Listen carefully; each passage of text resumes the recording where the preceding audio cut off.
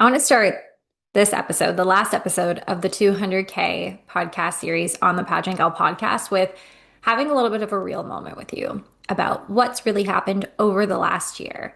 Because it's been fun. This has been amazing. Thinking about the journey to building my business, doing something that I didn't even ever really dream that I would be doing, working with women around the world in the most incredible ways and having fun doing it all, traveling, speaking, competing, pageants, glitz, glam, and the luxury of having a business that supports me, my dreams, and my lifestyle.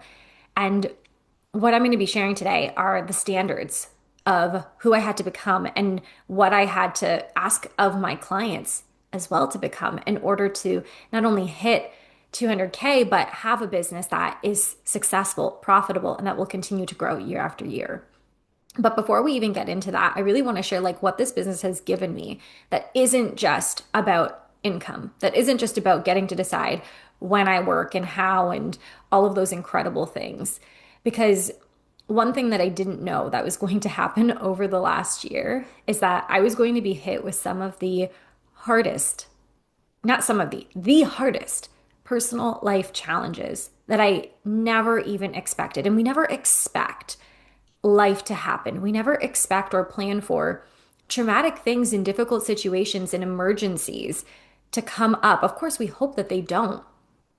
But this last year, I faced a lot more things than I could have ever even imagined. And the beauty of having this business and building it in the way that I have is that when those things came up, and when they inevitably will come up again, is that the days that I needed off, it looked like me moving one call. The times that I had to, take a week off of work or move things around, I was met with understanding clients. One, it didn't take a lot to move around because there wasn't much to move around, but clients who are just so appreciative, who hope that everything's okay. Like, for example, back in the summer, I had to take my pup Frank to have emergency surgery because I won't even go into that. That's a whole thing in itself. And it wasn't just the fact that I could take the time off to travel to Mississauga, to stay 2 nights in Mississauga while he had his surgery, but it was being able to drop $6,000 on his surgery without blinking an eye and saying, "Yep, do it. Yep, keep him overnight. Yep, we want to make sure that he's okay." So it wasn't even just being able to like move my calls and my schedule around when I needed to. It's also having the income so that when things come up, you're never pressed or stressed for money and having to decide. It's really about having the freedom to live life in your own way and having the flexibility that's earned. So that way, it's not just when things are good. It's not just, oh, a travel opportunity comes up, I want to take it on, but it's also when life hits and PS, life will hit. I don't think I've ever had a client who hasn't had something life related happen to them. And my life stuff just started happening in the last year, really. And I'm so grateful that I've built this business the way that I have to support me in this time and beyond. Because business and building empires, it's not just about growing business and income, it's about growing yourself. And that's why in this last episode, to conclude the 200K series, I really want to talk about some of the standards. These are like the outliers of things, but the standards that I've had to elevate and really step into in order to be someone who isn't just growing a business, but who is the CEO of my own company, who's able to hold and maintain a lot of clients, a lot of payments, a lot of work, who's able to navigate business challenges and life challenges with grace, who's able to build a business around the life that I want to have. And so that is what we are going into today. And so I want to start off with a couple of tangible things that I did that didn't really fit in with the other episodes that I was like, this really has to do with like raising our standards. And so in my 200K year, of course, one of the things that I had to do in terms of raising my standards was raising my prices. And it is so true that the women who invest more to work with you really are like some of the best clients. When someone is more invested, they show up so much more for the work. They're more committed to it. They're, I don't, I'm just gonna say it. Like they're positive, kind people, not always, but when they're more invested, they have a different outlook on themselves. They have more belief in themselves. They show up more for what they want. And I've seen that as I've grown my prices, I've really attracted more committed clients. And that's happened in both my one-on-one packages, my spaces like Empire, the Queen Collective, that the more that I've raised the prices, the more that I've actually seen clients showing up for the work and getting better results. And so if you want to keep rising and scaling and growing and evolving, you have to be comfortable raising your prices and realizing that the people that are meant to come with you and move forward with you, they won't even bat an eye. They'll say yes every single time. And trust me, I have clients who paid me $700 to work with me my second year of coaching, who now pay me $7,000 to work with me. People will grow with you. One of the other things that I had to do in terms of raising my standards and raising the spaces that I'm running is I closed down my Make It Rain membership after running a membership for over 3.5 years. Make It Rain we had about for 2 years, is deciding to close it down because it just didn't align with where I was taking the business to. And it was great. And here's the thing, it was good, right? Making six figures was good. Having the clients in Make It Rain was good. But when I really checked in and focused on where I'm going, and the level of quality and level of work and level of client I want to work with, I just realized that the membership space was something that I'd outgrown at this time. We might bring it back in the future. I love the membership model. I love the clients that I got to work with and the wins that they had, but I just realized that at this point in time, it just isn't aligned with what I'm doing and what I'm building. And that can be scary, right? That is several $1,000s every single month of income that is gone. But the interesting thing is, my income hasn't gone down because I've set up my other offers in my business in a way where clients want to work with me in other programs. And I realized that the membership was a way that people just could stay with me in the lowest offer possible because I gave them that option. But when that wasn't an option anymore, now clients are upgrading to my higher ticket programs and packages for longer term. So that was another standard that I had to raise, was really thinking about where am I going and what is aligned and what's not aligned, and making the decision that what isn't coming with me, it's got to be let go of right now. And so that was the second thing. The third thing that I had to do when it came to really raising my standards is I had to raise the standards of the clients that I worked with and what I ask of them and what I see for them. And that meant having to let go of certain clients that I've worked with for a long time, but who were no longer willing to do the work at the level that I wanted to do.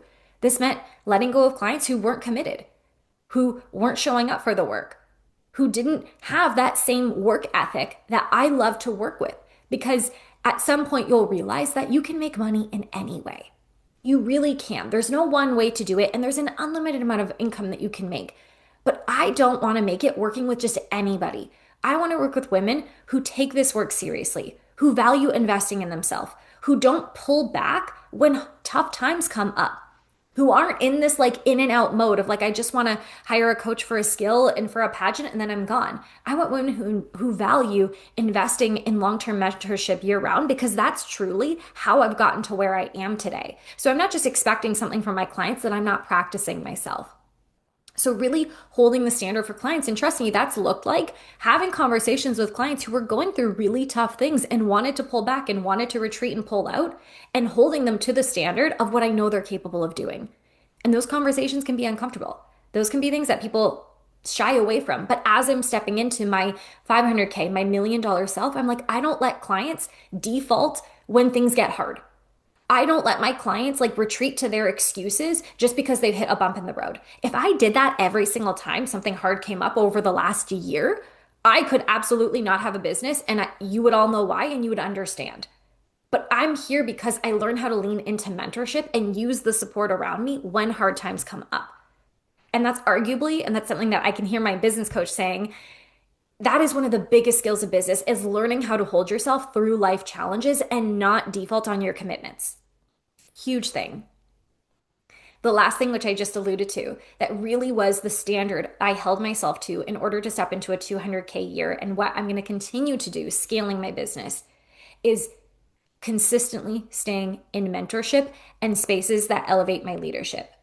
This has looked like, and I will say, ever since I realized and decided that I was going to take my business full time back in 2021, I have been invested in a mentorship space that is a minimum of 6 months long, although now I invest in for a year at a time.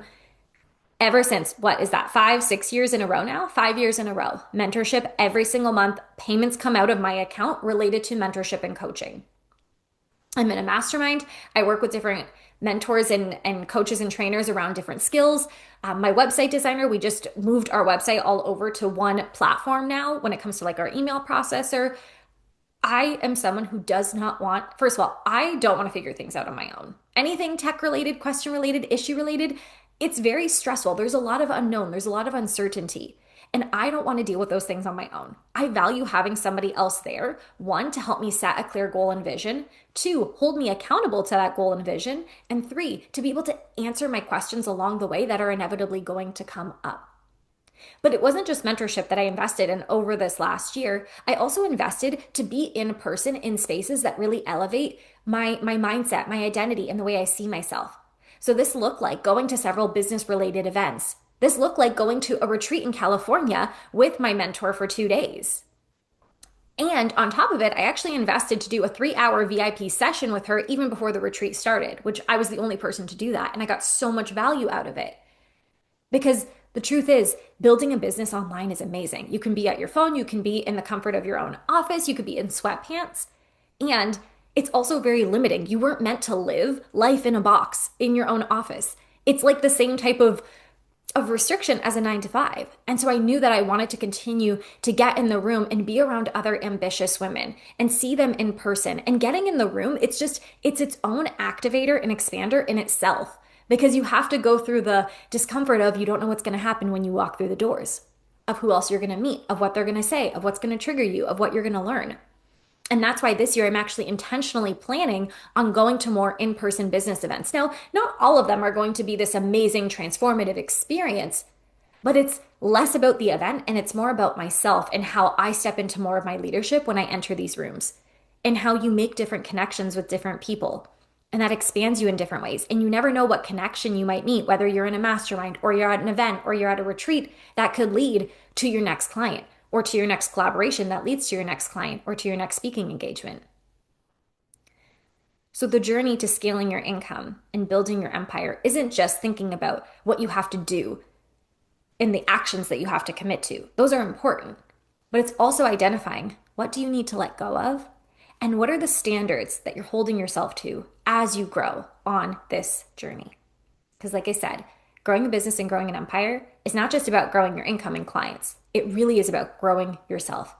And this is why these are all the things that we do when it comes to raising your standards, setting your prices, making your programs, showing up consistently, but also navigating the challenges, the things that you want to do, the things that you want to let go of. We do all of that together and more inside of the Empire Mastermind, which I can probably say is like one of the only spaces, especially if you're a pageant gal listening to this, for women in the pageant space who are now taking your story, your experience, your passion, and monetizing it and building up your income and your freedom with it.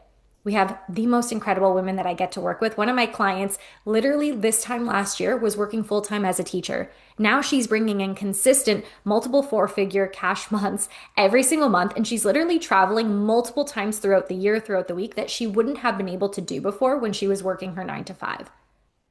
Other clients of mine are launching their first group programs and having 7 to 10 women join. Coaches who used to do their pricing based on $100 per hour, who are now charging $1,000 to $2,000 for one-on-one packages to work with them, who don't have more experience than you, who don't have more wins than you. They're just women who have decided that they're here for something bigger and that there's no cap on the success, on the income, and on the freedom that they can have. And if you know that that's you and you want to do that with a mentor who has walked this journey, who's going to be beside you, who's going to call you out on ways that you're playing small and hiding, but who's also going to show you what you are really capable of in a community of other women doing the same, normalizing big risks, big moves, big wins, then Empire is the space that you want to be in. And again, the application is linked below. Submit it, and I want to see you on the inside. I want to thank you so much, Pageant Gal, for listening to the 200K series of how I built my empire to 200K and more. If you like this episode, leave us a 5-star review on Spotify. Send me a message at the Pageant Gal with your biggest takeaway, and stay tuned on Instagram and on the podcast and everything for everything else that we are going to be doing. Because if you think we've done anything yet, we are truly just getting started. So thank you for listening. I love you, and I'll see you in the next episode.